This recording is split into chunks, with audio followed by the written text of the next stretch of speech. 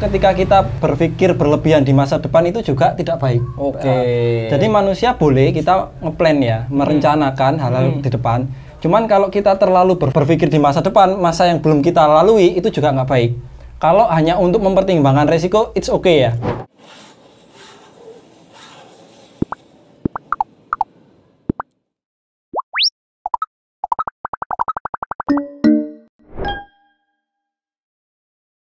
Nah oke teman-teman, jadi kali ini kita ngobrol lagi sama alumni di podcast Dadakan Part 2. Kali ini saya sama salah satu alumni Institut Asia Malang, alumni S1 dan S2. Dia adalah owner dari brand Morfin. Langsung aja kita sambut Kak Ahmad Fandi.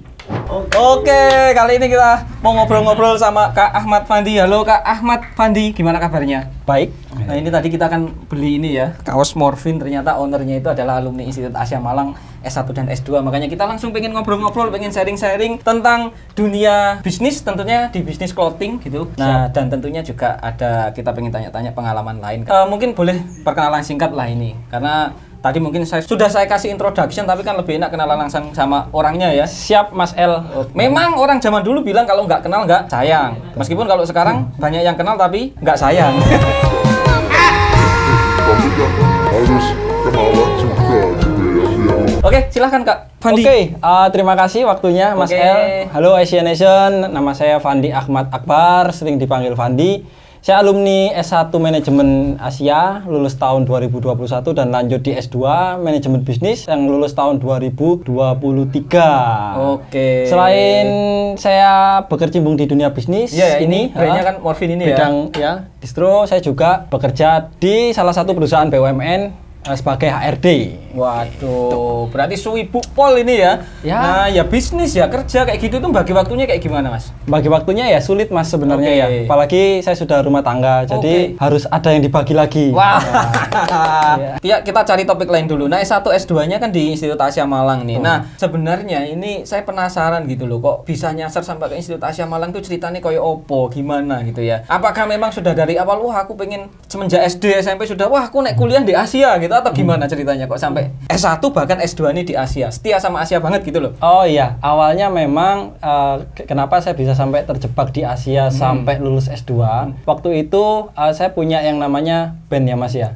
Jadi di band itu saya punya teman-teman yang dimana satu circle itu rata-rata kuliah di Asia. Ada Mas Topan. Pan. Halo Mas Topan. Halo, ada Mas Rito. Itu semua ada Muhammad Farid. Bukan ya. Itu ada Mas Jaya. Nah, itu teman-teman itu juga aktif di itu ya. Di band terus aktif di Asia. Asmik ya? Asmik juga ada yang di Asmik juga. Jadi di sana akhirnya saya terdorong untuk pengen kuliah karena teman-temannya kok asik kuliah gitu. Cuman melihat dari usia saya kayaknya reguler nggak mungkin Mas. Nah teman-teman saya itu reguler semua di Asia. Saya tanya ke Asia, ternyata ada yang kelas eksekutif. Wah ini cocok ini buat saya karena saya waktu itu juga bekerja.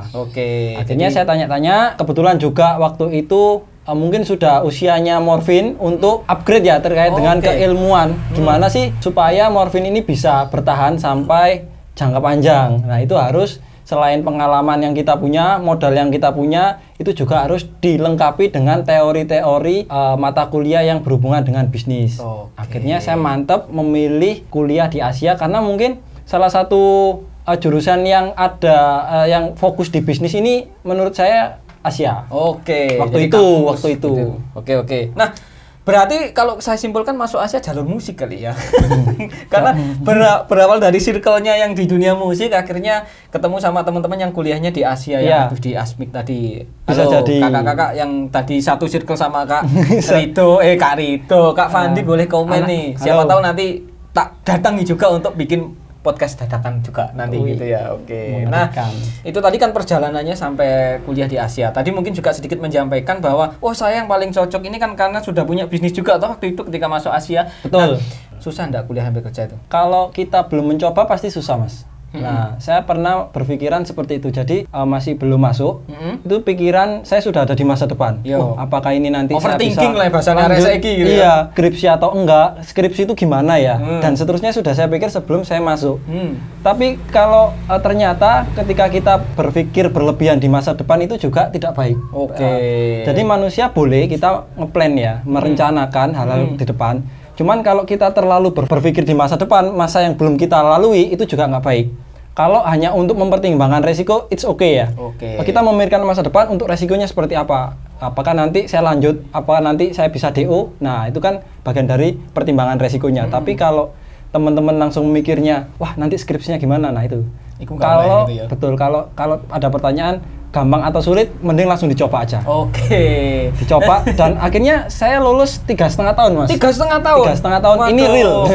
Padahal kerja sambil kuliah, tapi tetap bisa lulus tepat waktu loh, bukan lulus di waktu yang tepat. Tapi 3,5 tahun bisa selesai. Keren nih. Ini tanpa briefing ya, Mas ya? Enggak, ini kita nggak pakai briefing. Kita nggak setting-settingan. Namanya juga podcast dadakan kok gitu ya. S2 saya juga 1,5 tahun. Waduh, mantep ini. Berarti tipikal orang yang konsisten. Tapi saya suka banget kata-katanya tadi bahwa orang itu mikirin masa depan itu boleh sebagai bahan pertimbangan sebelum mengambil keputusan, tapi ojo dijadikan beban sampai overthinking gitu ya. Jangan seolah-olah Anda itu hidup di sana.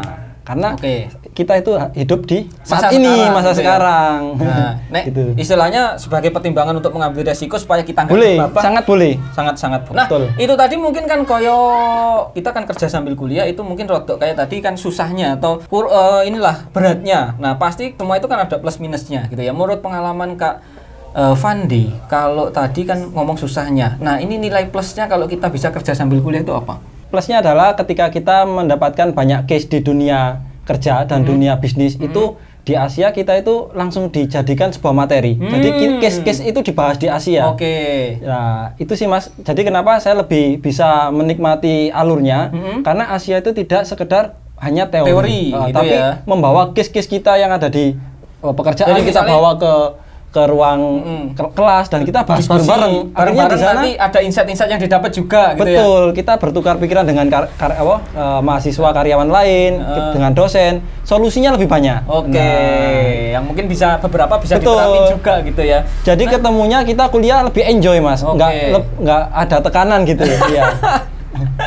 Jadi mungkin memang salah satu kita itu salah satunya kalau di Institut Asia Malang ini karena kita memang untuk materi-materinya itu juga banyak case study ya, case study di perusahaan atau case study kalau memang ada teman-teman yang sudah menjalani bisnis atau kerja di perusahaan memang kita ngangkatnya di situ supaya apa? Ilmu yang didapat itu seakan-akan ya memang real activity yang teman-teman lakukan sehari-hari gitu. Nah, terus juga ini sih Mas, dosennya lebih friendly ya. Jujur ini ya. Saya merasa dosen itu kayak teman-teman saya sendiri. Ini jadi nggak ada jarak di antara kita gitu ya. Betul. Jadi di luar itu kita bisa ngopi bareng, kita bahas kalau saya ada masalah di pekerjaan, saya tanyakan itu langsung dikasih solusi. Bahkan kayak di sana itu pas skripsi kayak dosennya yang butuh. Bukan mahasiswanya yang butuh, tapi biasanya kan kalau mau bimbingan kita yang ngejar-ngejar dosen. Nah, kalau di Asia kebalikan, kita yang dikejar-kejar dosen. Tapi bukan berarti dosen yang butuh kita diluluskan dengan cepat, enggak ya, tetap ada prosesnya yang sama dengan mungkin kampus-kampus lain ya. Cuma memang dosennya lebih proaktif gitu aja sih gitu. Karena saya juga lebih aware. Lebih aware. Karena kebetulan saya juga alumni S2, S1 dan S2 Asia sama dengan Kak Fandi. Bener banget, saya juga ngerasain bahwa dosennya Asia itu hubungannya nggak cuma kayak di kelas selesai itu selesai gitu ya. Bahkan kalau di luar perkuliahan kita ada problem, ada masalah, itu sharing-sharing juga masih dengan legowo mereka nerima gitu loh. Mantap. Nah, Kak Fandi ini kan sibuk banget gitu ya. Ini tadi kan ngomongin tadi kerjanya kerja sambil kuliah. Punya sambil bisnis. Terus sebagai HRD salah satu BUMN juga dan bocorannya Kak Fandi ini kan juga sudah berkeluarga. Jadi bagaimana sih kita bagi-bagi waktu yang kalau menurut saya itu mesti suwibu banget. Nah, kok bisa gitu loh? Kok iso? Ya, mungkin tipsnya yang pertama bisa jadi setiap orang memiliki tipsnya beda-beda. Jadi belum tentu apa yang saya lakukan ini bisa cocok untuk orang lain. Cuman di sini intinya adalah saya pengen sharing ya. Betul. Jadi kenapa saya bisa membagi waktu saya untuk ketiga hal tersebut? Yang pertama, saya memiliki motivasi yang dimana saya ingin merasa bahwa saya selalu pengen satu langkah lebih maju dari teman-teman saya. Nah, itu artinya gini, ketika teman-teman saya itu merayakan kelulusan, saya itu sudah daftar kuliah. Nah, ketika teman-teman saya ini baru nemu jodul, sudah mulai mengerjakan tugas gitu ya, mulai mengerjakan tahap 1 mungkin gitu ya. Pengennya saya termotivasi ingin satu langkah, punya motivasi gimana caranya kita itu satu langkah lebih di depan daripada teman kita atau orang-orang normal pada umumnya gitu ya. Yang kedua tergantung kepada niat dan tujuan masing-masing personal, ya kan. Jadi ya tergantung nawaitunya. Kalau nawaitunya memang kepingin kerja sambil kuliah, apapun rintangan dan problemnya pasti dilewati. Itu sih. Tergantung niat dan kemauan. Kembali lagi niat dan kemauan ya, karena kadang itu ya banyak orang-orang yang sebenarnya waktunya luang tapi karena nggak ono niat dan kemauan ya nggak jalan-jalan juga gitu ya. Kadang dana ada, waktu ada, kompetensi mampu, tapi niatnya nggak ada. Ya sudah. Itu repot gitu ya. Tapi kadang kita punya niat, kadang dana kurang, waktu kurang, tapi kalau kita punya niat yang kuat dan kemauan untuk mencapai itu, jadi bisa sampai lulus. Iso. Bisa. Apalagi untuk hal pendidikan ya. Nah ini, betul. Ini nyinggung pendidikan. Kan sudah kerja, sudah punya bisnis. Betul. Kok masih mau kuliah? Menurut Kak Fandi, emang sepenting itukah pendidikan? Ya. Kan sudah punya duit, bisa menghasilkan duit dari kerja dan ini ngurusin bisnis. Jadi kita nggak ada yang tahu Mas ya ke depan itu kita akan menjadi seperti apa. Apakah brand ini akan bisa tetap bertahan seperti yang kita rencanakan ataukah malah kolaps. Nah, kita itu akan besar lah.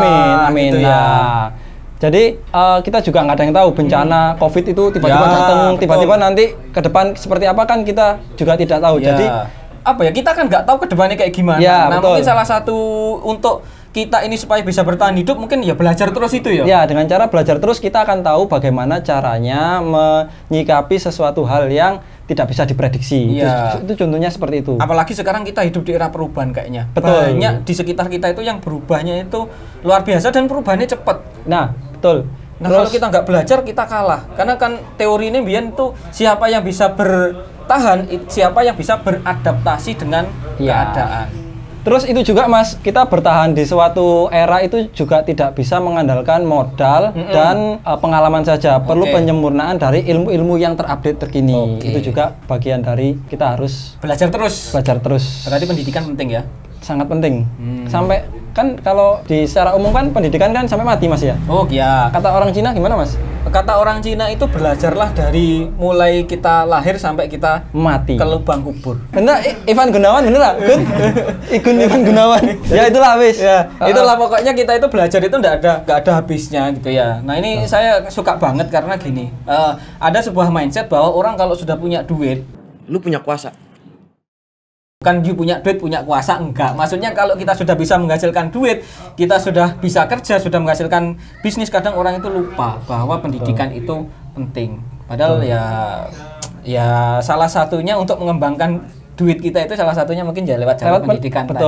Pengembangan kompetensi. Jadi kita lebih terarah, memanage apa yang kita punya. Oke. Kalau kita ngomongin bisnis nih, karena saya suka banget nih sama bisnisnya ini.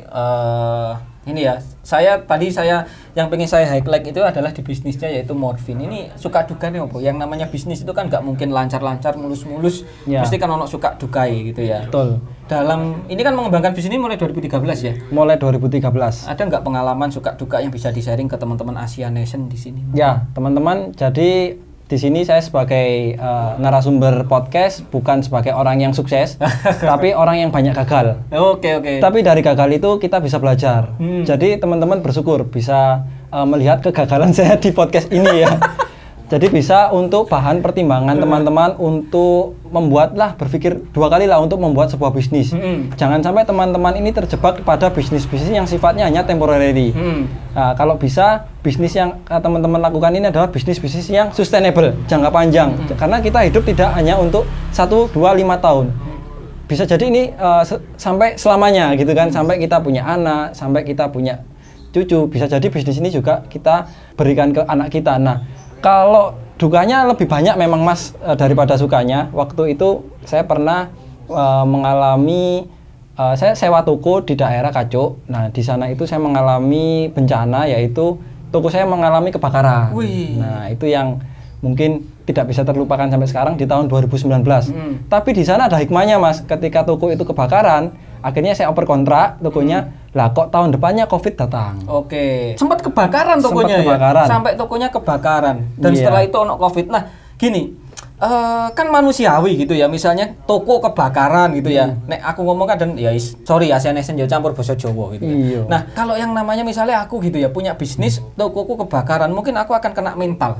gitu ya. Betul. Nah, ini Kak Fandi ini kok bisa sampai bertahan sampai sekarang itu opo yang dipikirkan?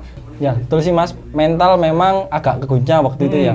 Banyak teman yang datang menyaksikan bahwa banyak produk saya ini yang kebakar, banyak asap di dalamnya, sudah habis semua.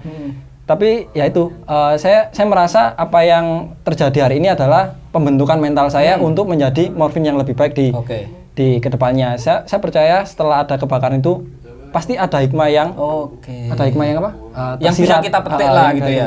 Yaitu akhirnya ada benernya juga. Saya dikasih kebakaran, tahun depannya ada COVID. Kalau misalkan saya nggak dikasih kebakaran waktu itu, mungkin saya masih bertahan sewa toko di Kacu itu. Nah, tahu sendiri operasional kita membuka toko di pinggir jalan, ya kan, biaya operasionalnya pasti gede gitu ya. Pasti gede, apalagi di pinggir jalan. Dan di COVID pasti kan, offline ini ya, offline store itu kan pasti omsetnya kalau kita bilang pasti turun drastis gitu ya. Nah, terus itu hikmah salah satunya yang mungkin ini salah satu untuk menyelamatkan bahwa tidak semua bencana yang kita dapat itu negatif. Berarti tergantung genset. Mindset gitu ya. Tergantung mindset kita menyikapi suatu suatu ini sudut pandangnya kita kalau negatif bisa jadi negatif, tapi kalau kita sikapi dengan positif bisa jadi itu bisa jadi positif juga. Nah, tadi ngomong COVID ini kan kalau kita ngomong orang-orang yang bergerak di bidang bisnis kayak jualan kayak gini kan juga agak tiarap nih, terdampak. Nah, kalau Kak Fandi kemarin gimana di saat-saat COVID kemarin? Ya terdampak, cuman nggak signifikan ya Mas. Saya juga nggak tahu kenapa waktu itu penjualan daripada morfin ini juga masih terbilang masih normal, masih stabil gitu ya. Betul. Jadi kayak mungkin teman-teman saya banyak yang terdampak atau tapi saya merasa waktu itu morfin masih ini. Karena saya segera pindah ke e-commerce juga sih. E-commerce di sana banyak temen yang check out gitu ya. Itu sih. Berarti kayak di ini ya, akhirnya dari situ masuk ke e-commerce juga kayak Shopee, Tokopedia, kayak gitu-gitu. Ya dianggap penjualan tinggi enggak, cuman merosot juga enggak. Jadi kita masih bisa normal-normal aja di waktu itu gitu. Kalau di dunia kerja sebagai salah satu HRD juga, kenapa kok bisa sampai masuk situ? Awalnya saya kerja di tahun 2014 itu sebagai draftman ya Mas. Draftman itu seperti kita menyiapkan dokumen-dokumen, terus ada juga saya disuruh untuk menggambar menggunakan aplikasi AutoCAD, menggambar sebuah kayak bangunan-bangunan gitu.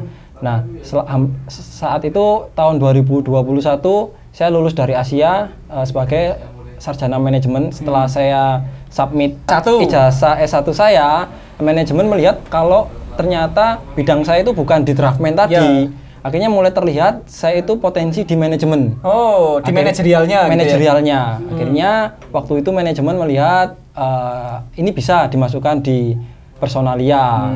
Mulai tahun 2020-an akhirnya sampai saat ini memang benar, saya lebih condong dan cocok di personalia sesuai dengan bidang pendidikan saya. Berarti sekarang menduduki posisi HRD itu ya by proses yang cukup panjang juga. Panjang. Gitu ya? Jadi enggak langsung tiba-tiba mak bedunduk langsung teko jadi HRD enggak.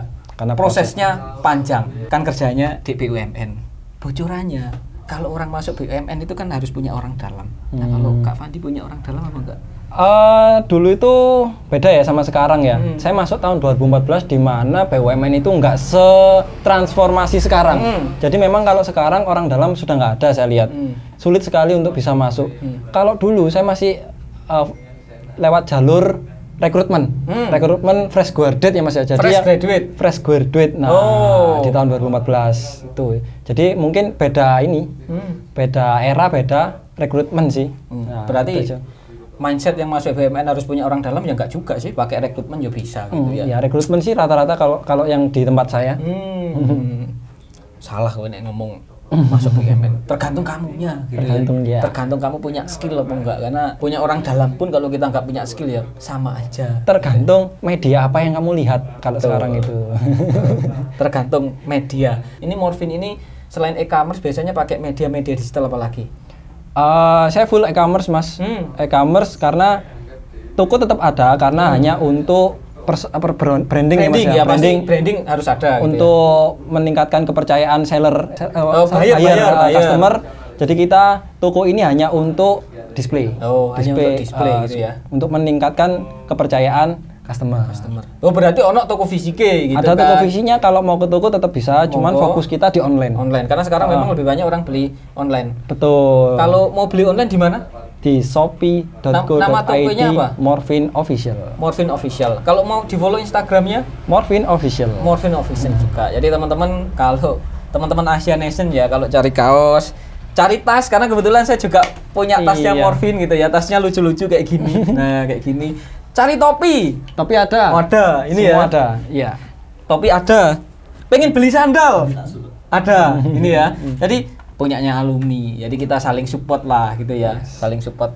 Ya, saya sering kok support Asia. Big event-nya Asia, webinarnya Asia, produk-produknya Asia, kita sempat collabs kok.